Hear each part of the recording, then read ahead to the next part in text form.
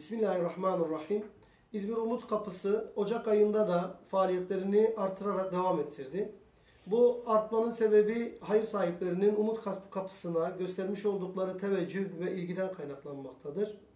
Ocak ayı itibariyle İzmir merkezde 50 aileye gıda yardımı, 50 aileye et yardımında bulunduk.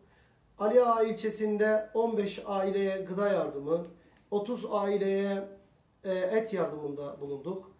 Menemen temsilciliğimizin yapmış olduğu çalışmalarda da 10 aileye gıda yardımını ulaştırmış durumdayız.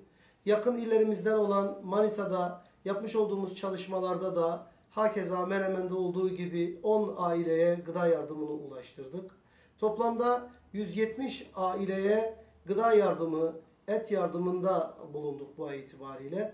Bu yapmış olduğumuz yardımlar 6.120 lira gibi bir mali külfete ulaşmış durumdadır.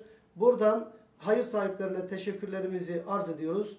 Allah-u Teala onların hayırlarını kabul etsin inşallah.